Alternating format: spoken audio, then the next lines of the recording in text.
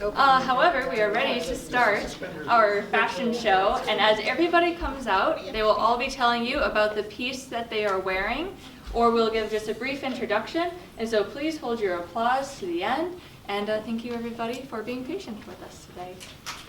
Thanks for joining us.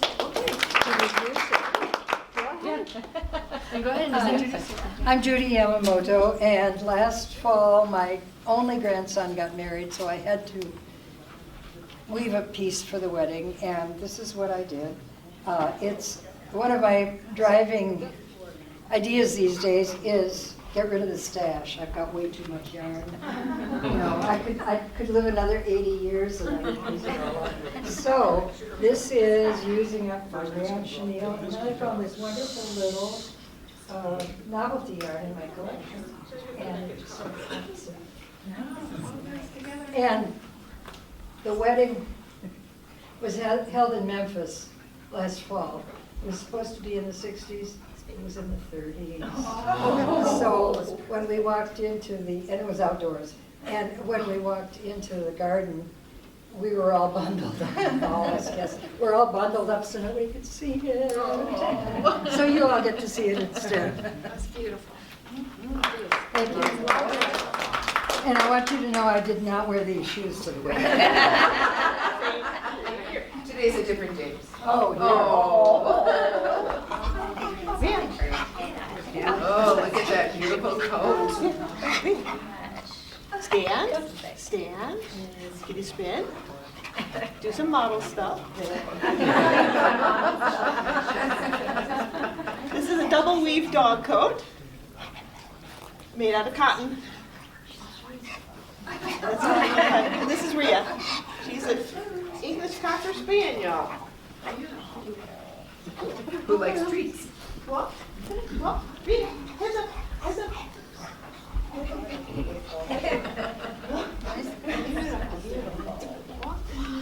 Good luck. Good luck. Nope.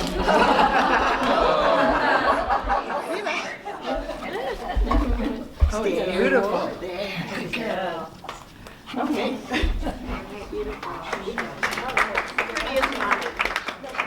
All right, so next we have Meteor Shower with Paula. There you go, Paula.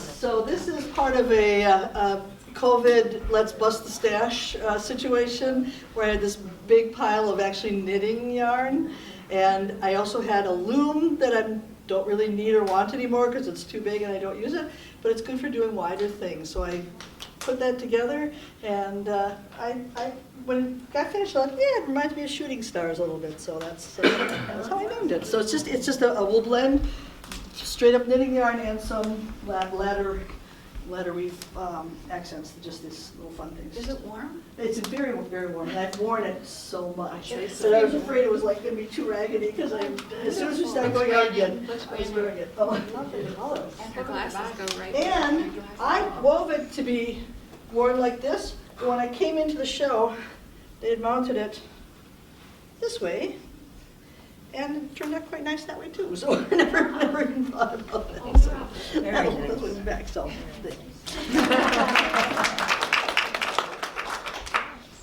All right, the next piece is called Granny's Garments for All Seasons, worn by Paula and Peggy. sorry, Paula, Peggy. Done by one of our guild members, Sarah. And so this is her piece, and she had also won a prize for this at the National Weaving Show at Convergence. Convergence, yes. So this is Granny's apron. I'm told Oma is grandma in German. This is woven with hand-woven linen for the outside, hand-woven cotton for the inside. And there is a touch and feel sample so everybody can feel it. It's made entirely from her stash. She did not buy any yarn for this effort. And all of us attempt to do that, but most of us have quite a stash that grows on our own. So this is inches she actually wears it as an apron. In fact, she said when she was ironing it, there's a little bit of a linen stain on it because she was spinning linen with this So it's authentic. Yeah, very cool. And she won a ribbon. And she won a ribbon. Yeah, it's nice to be able to touch it. Wow, it feels almost like home. Oh my gosh, that's amazing. It's extremely exquisitely woven. It's very, very fine yarn. Much finer than what I work with.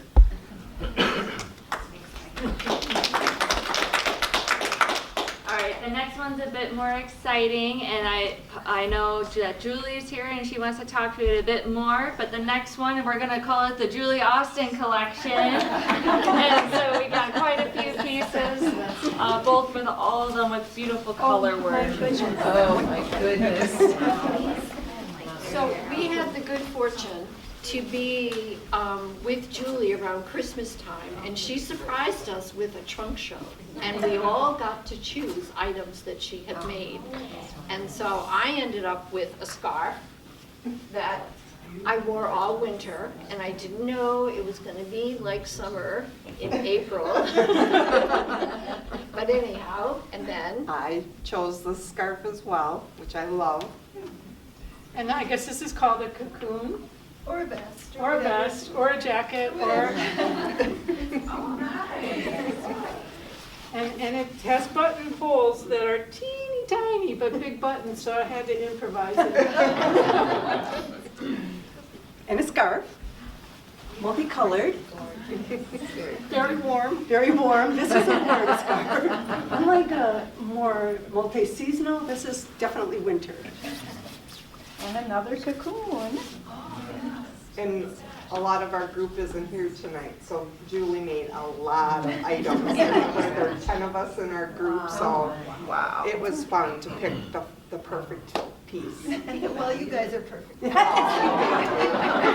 if you want any weaving tips on any of the garments, ask her. She's really good about sharing details. That is for sure. So why isn't she modeling? Are we good?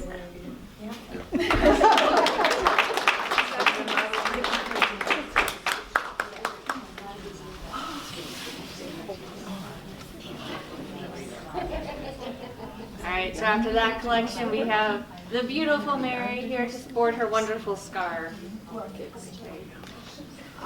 Hello, I'm Mary Miller. I'm a newer weaver, and this is just a very simple, plain weave scarf, but I did it on a rigid heddle, and I'm trying to push the envelope on how you can do things with a rigid heddle to be a little more exciting. And this is a double, it's cotton with some specialty yarns in the slots, where they would, the only place they would fit.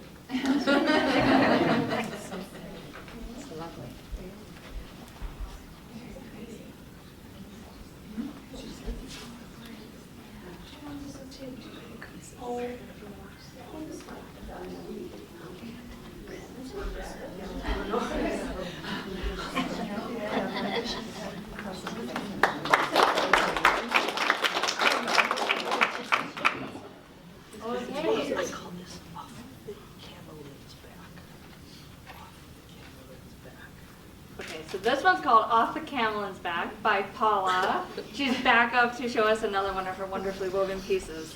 So the story here is that one of the fun things about being part of a guild is that you get things. And we had someone donate this wonderful big of alpaca to our guild. And so I said, oh, I'll try that, spinning that. I've never spun alpaca, let's see what happens. And when I did, it came out to be this really super warm, fuzzy, huggy garment, and it's just, all I did is 100% alpaca, and then I had some wool that I spun with the alpaca to make the little accents. So I call it Off the Camelin's Back, because that's what it is. It looks so woven on a triangle loom, like this loom here, and when you weave on a triangle loom, you get these kind of patterns always where you put it, actually it comes down the sides and across the back, because you weave at the same time both sides, so it's fun.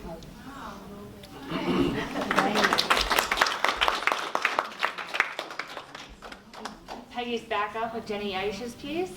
This is a deflected double weave scarf, and it's done, it's almost three-dimensional after it gets washed. I don't really understand exactly how this is done, But Jenny wove this, and I love what she's done with the borders.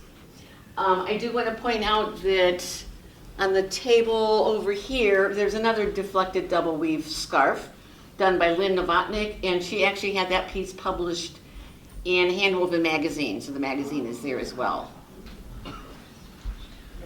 And at the same time, I want to welcome you all here. I'm the president of Wisconsin Handweavers, and I want to point out that Naomi Holthaus wove our wonderful ribbons.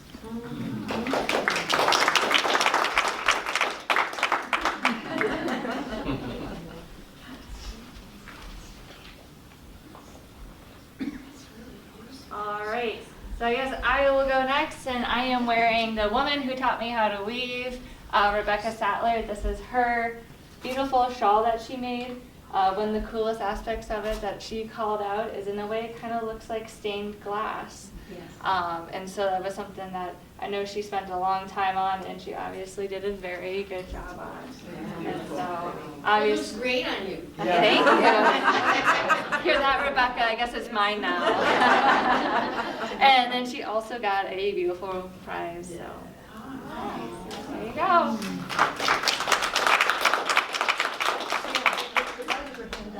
That's why she gets that effect, right? That she does, I believe, they're hand dyed. If you look in there, you'll see it's all colors. I actually don't know if that takes. That sounds bad, but I don't know. Right. Okay, and then the next piece is actually my piece. And then as you can tell, my lovely other half is wearing it for me. And so this was kind of a shawl that I made, and it's the Norse Kitchen out of the Green Bible, for those of you who are aware of that.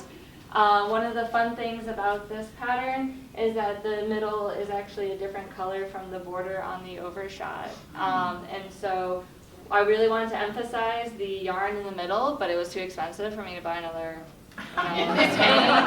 So I was like, how do I get my best bang for buck? And this was a solution. And little did I know that that solution would mean working with 4 shuttles, right? Because one for the weft color here, middle color, then your other border color, and then your tabby.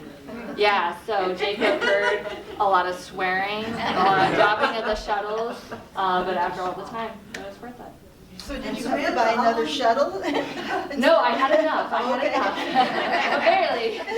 How long have you been weaving, Samantha? Only 2 years. Yeah. Yeah. Like I said, good teacher. Good teacher. Yeah, thank you. And then our final finale is from Andy, and I'll let him run the show from here. He got it. Okay, it's hot. So this is a wool capote, which is the type of wool coat that would have been worn by fur traders and voyageurs in the 1700s. And I used to do reenacting of the 7 Years' War, which the Americans call the French and Indian War, which is the 1750s and 60s. So this was the appropriate winter clothing for that time period. And it's got the hood with ties from the hood that go here, ties around the waist to hold it together. So often these were made by taking a wool blanket, like a Hudson's Bay blanket, and cutting it up and re-sewing it to make their overcoats. Okay, so that's my first piece. Now I can get rid of this thing. As I said, I used to reenact the 1750s and 60s. So now I've got a linsey woolsey waistcoat. Linsey woolsey is a type of material where the warp, the longways thread on the loom, is made out of linen, and the weft, the crossways thread, is made out of wool. This was a joint effort. My wife spun the wool, I wove the cloth, she sewed it together, I get to wear it. So the brown is Shetland sheep wool that she spun. The lighter color, we cheated, we bought cotton because it's a blend of cotton and linen, but it is basically a linsey woolsey. Okay, so that's, and the style is from about 1760. Okay, now we're going to step forward about 100 years, and I'll show you the shirt. I work as a historical interpreter at Heritage Hill State Park, And when I'm leaving there, I work in a building that was built in the 1870s. So this is an 1870s style shirt. So Lindsay Woolsey, no, not Lindsay Woolsey, Cottlin again, a thin cotton linen blend thread is this white and blue. And as I was weaving, I wove enough of it to get everything. And then I snipped all the blue threads off the loom and continued to get the white that's the trim. And again, my wife sewed it for me. And the final item is my suspenders, which I do over on the inkle loom that's over in the corner over there. So that's my contribution to the fashion show.